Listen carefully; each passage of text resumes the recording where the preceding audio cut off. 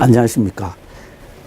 제6강은 3.1운동 이후 여러 갈래 독립운동의 길을 열다라는 주제로 말씀드리겠습니다. 3.1운동은 제1차 세계대전과 밀접한 관련이 있는데요.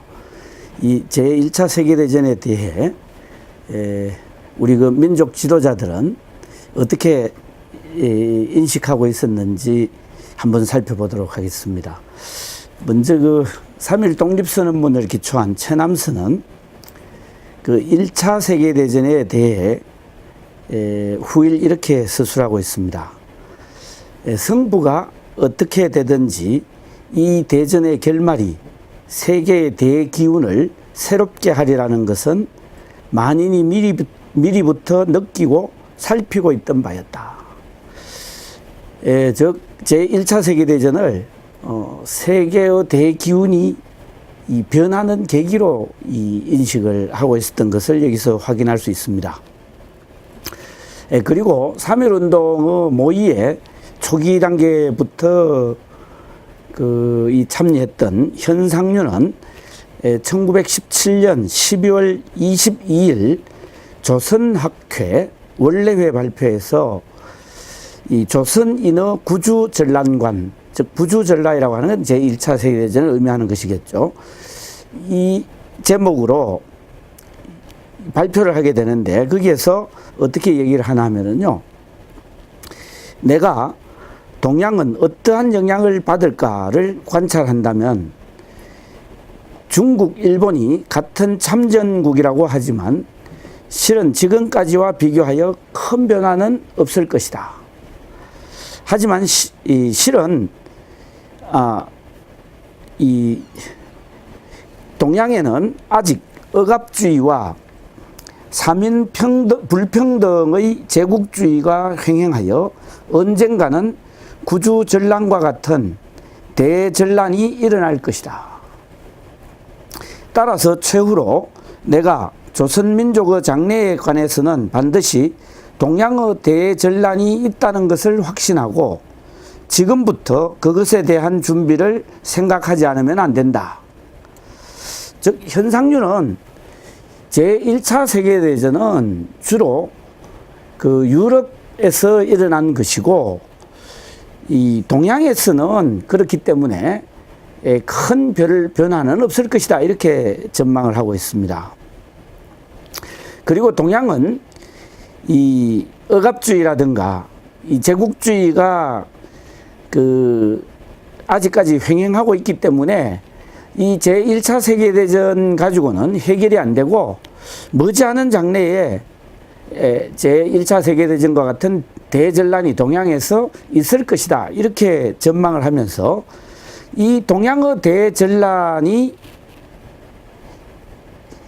곧바로 우리 민족에게는 기회가 되므로 이것에 대한 준비를 지금부터 해야 된다. 이런 이제 전망을 하고 있습니다. 그러는 가운데서 이제 이 윌슨 미국 대통령에 의해서 민족 자결주의가 선포가 되고 이 민족 자결주의에 대해 우리 민족 지도자들은 어떻게 인식했을까요? 3.1운동을 기획하고 준비한 천도교의 최리는 나는 미국 대통령이 제창한 민족 자결은 세계의 모든 민족에 대한 것이라고 생각하고 있습니다. 이렇게 3.1운동 이후 지방법원에서 이 3.1운동의 주모자로서 이 재판을 받을 때 예심 신문조서에서 그렇게 밝히고 있습니다. 즉 윌슨 대통령의 민족 자결주의는 세계의 모든 민족에게 적용되는 것이라고 믿었다. 근데 물론 이 최진의 이 얘기에는 곧바로 이 윌슨의 민족 자결주의에 의해서 우리 민족도 독립할 것이라고 판단한 것은 아닙니다. 다만 이 민족 자결주의가 세계에 다 적용되는 하나의 원칙이다. 이렇게 이제 판단하고 있었다는 것을 말해 줍니다. 동시에 그 최남선은 민족자결주의에 대해 아주 이 기대 섞인 그리고 아주 중요하게 받아들이고 있음을 다음과 같이 밝히고 있습니다. 민족 자결에 의한 세계 개조 소리가 한번 나오자 조선인은 세계 누구보다도 이것을 예민하게 받아들였다. 조선인은 이러한 기회가 있기를 기다려오던 터라 국내외 앞뒤 안 가리고 이 대에 부응하는 독립운동을 개시하였다. 무릇 1년 동안 몰래 움직이며 계책을 세우다가 드디어 연말까지 가는 동안에는 다시 더 숨기거나 감춰둘 수가 없게 이르렀다. 이렇게 이 민족자결주의가 당시 3.1운동의 이 직접적인 계기가 되었음을 밝히고 있습니다. 그리고 앞서 얘기한 현상류는 민족자결주의에 대해 훗날 이렇게 해고하고 있습니다.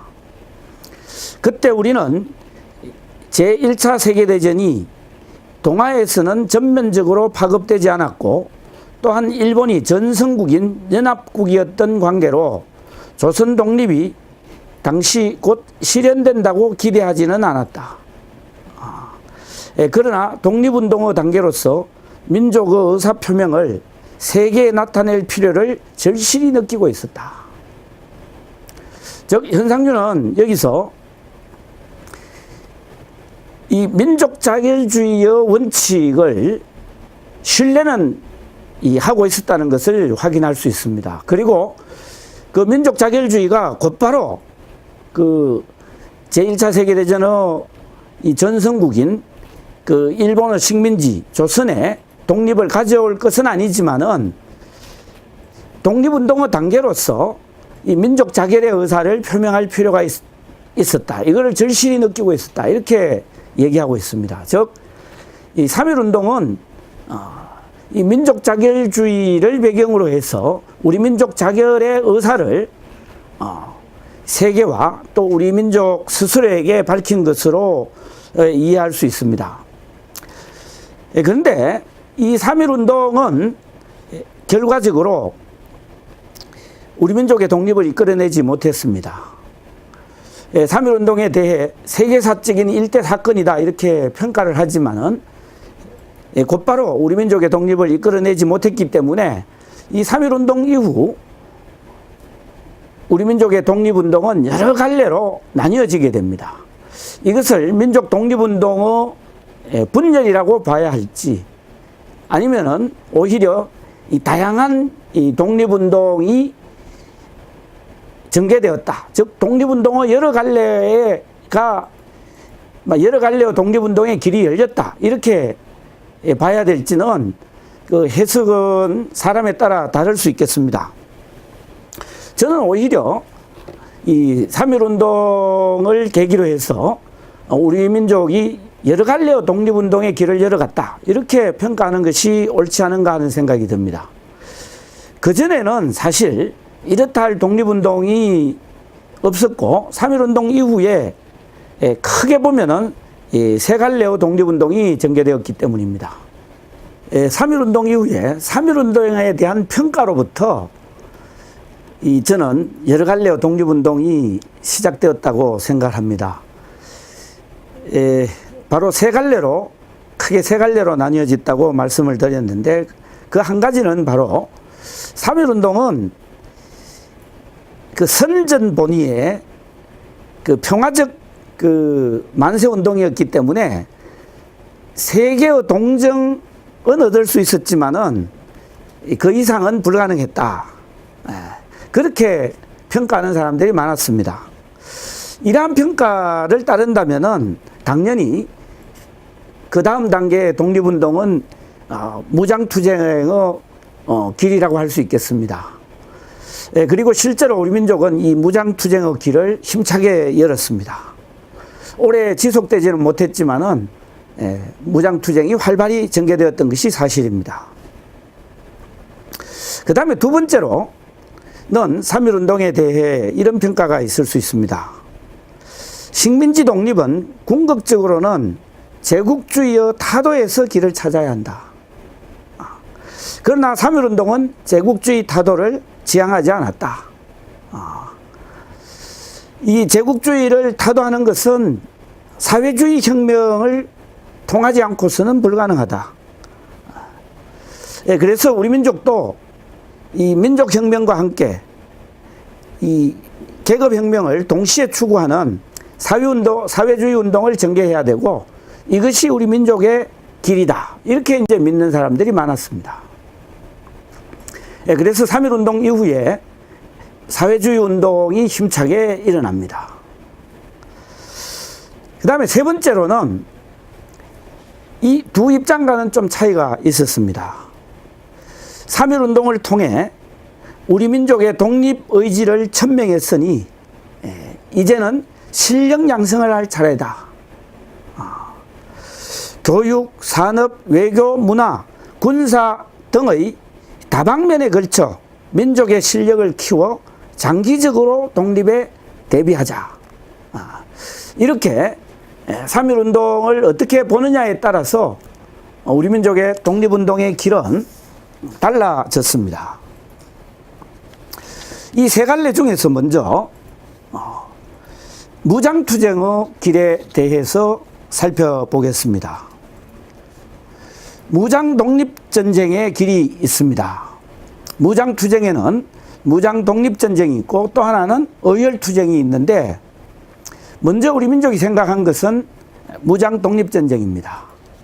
이것은 사실 3.1운동의 준비 단계에서 천도교의 그 청년들에 의해서 주장되기도 했었습니다.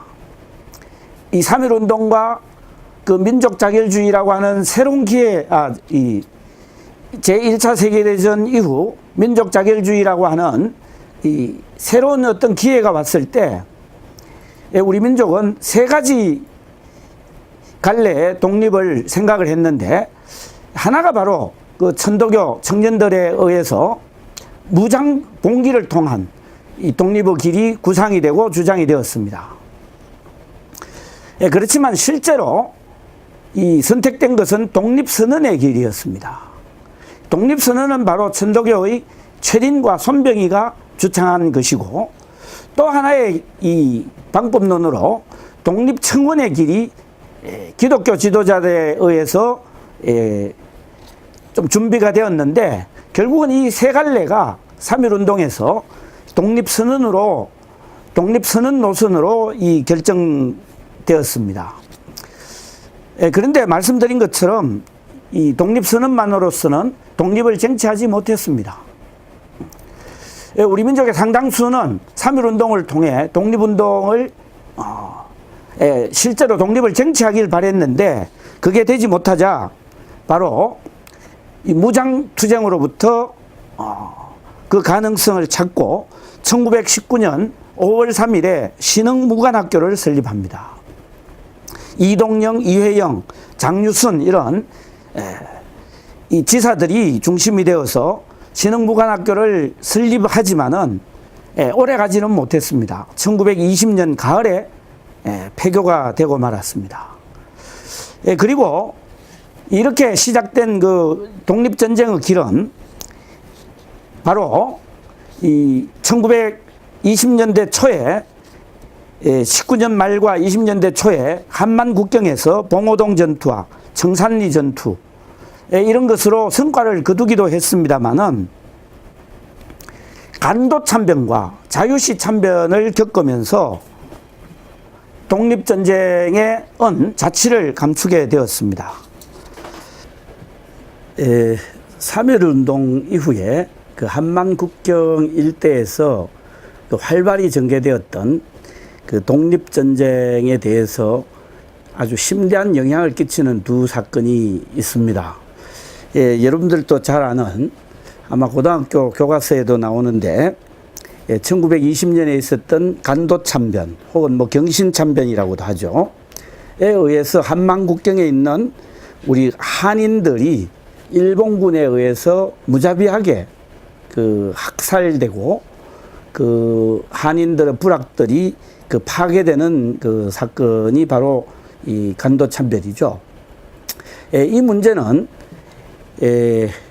한만 국경뿐만 아니라 만주 지역에 사는 그 한인들에게 중대한 그 의미를 그 가져다 줍니다.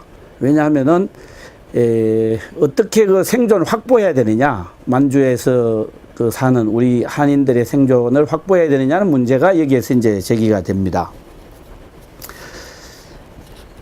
그 다음에 그 1921년에 있었던 그 자유시 참변이 또 중대한 그 영향을 끼칩니다. 한만 국경지대에서 활동하던 우리 그 독립군 부대 전체가 그 러시아의 그 지역, 그 러시아령인 자유시 스노보던이라고 하는 그 시로 한 3,500여 명 정도의 독립군이 모두 그 이동을 해 갑니다. 그리고 결과적으로 이때 한 1,000여 명 가까운 우리 그 독립군이 그 러시아 적군들에 의해서 이 피해를 입게 됩니다. 즉, 이 학살되거나 그 체포되는 사건이 일어나게 됩니다. 이유는 그 우리 독립군이 무장해제를 거부했기 때문에 러시아 적군의 무장해제 요구를 거부해서 일어난 사건인데, 이로 인해 가지고 사실 좀 독립군 활동에는 중대한 그 타격을 입게 됩니다.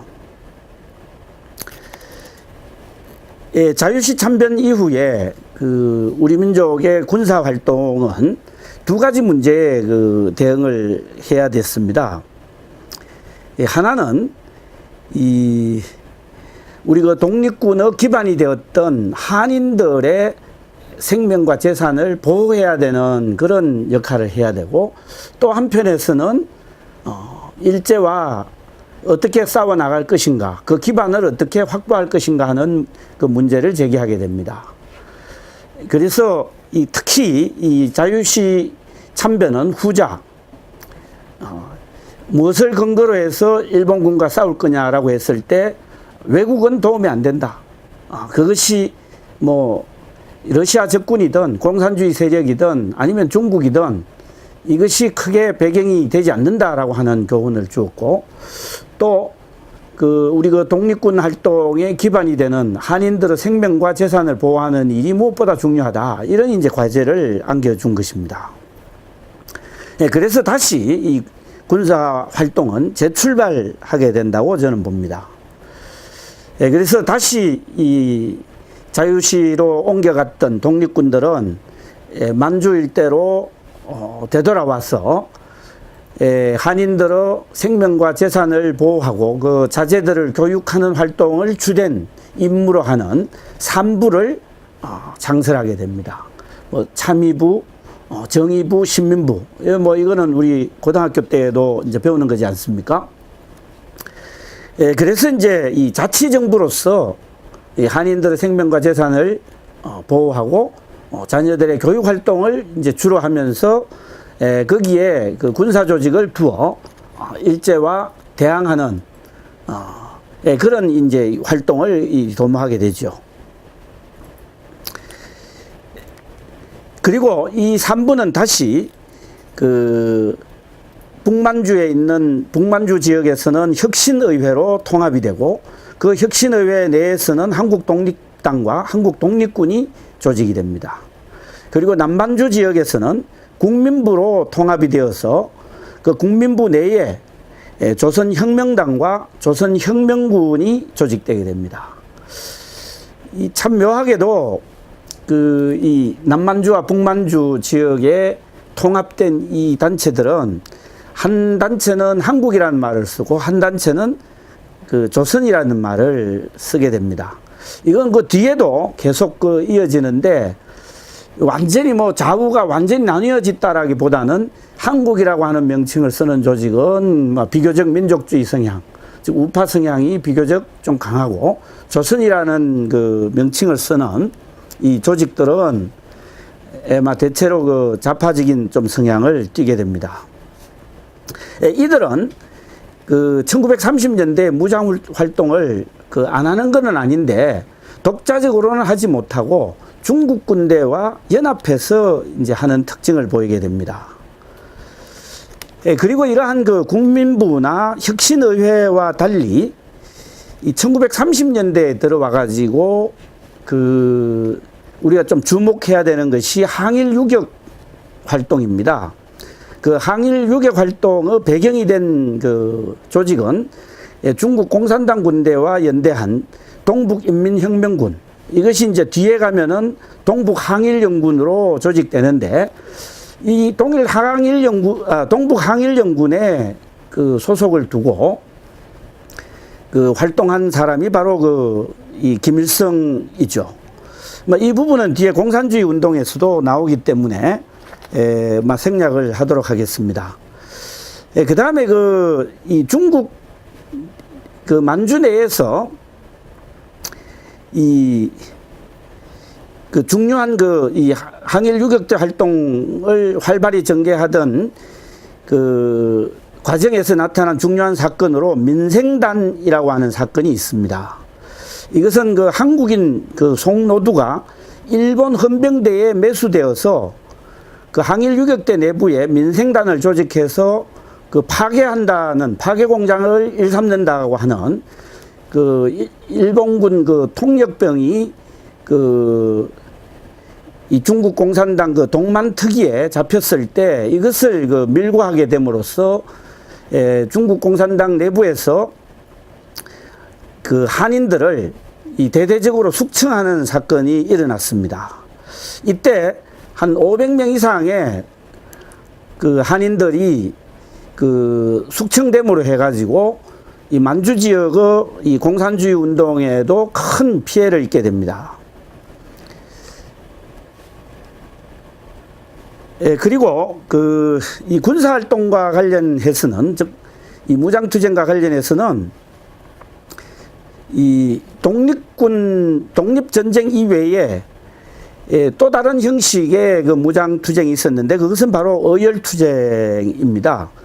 의열투쟁은 그 개인 차원에서 전개되기도 하고, 그 조직, 즉 의열단체를 만들어서 전개되기도 했는데, 개인 차원에서 전개된 것으로는 그 강우규 의사의 그 서울역에서 그 사이토 총독 저격 사건과 그 양근환 의사의 그 동경에서 친일파 그 민원식에 대한 처단을 들 수가 있고요.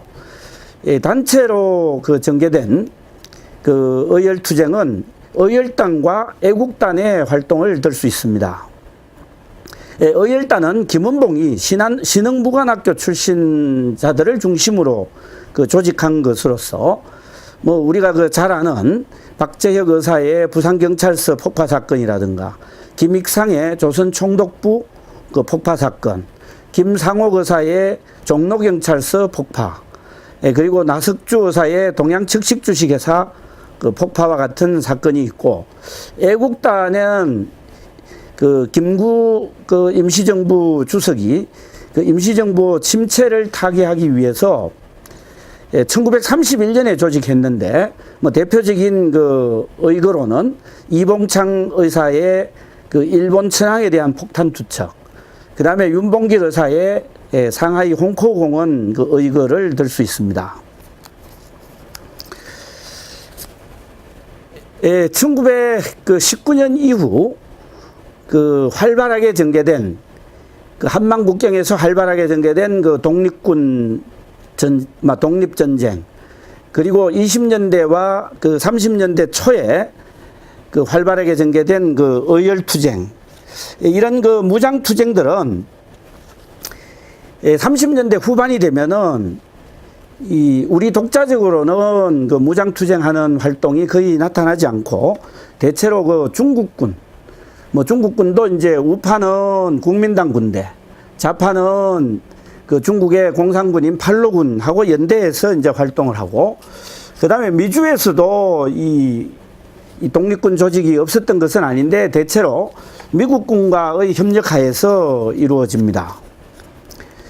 1940년대에 들어오면은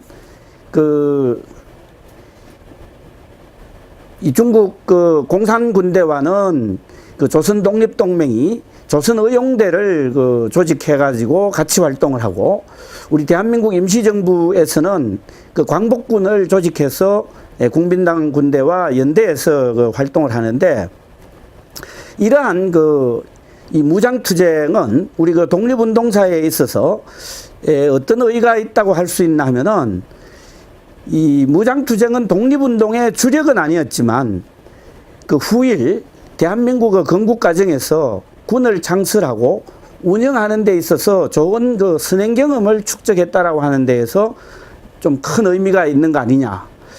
그 다음에 또 하나는 의열투쟁이든 독립군 활동이든 그 활동 소식은 우리 국민들에게 독립의식을 다시 한번 상기하고 고취하는 역할을 했다는 점에서 중대한 의미가 있다고 생각이 됩니다.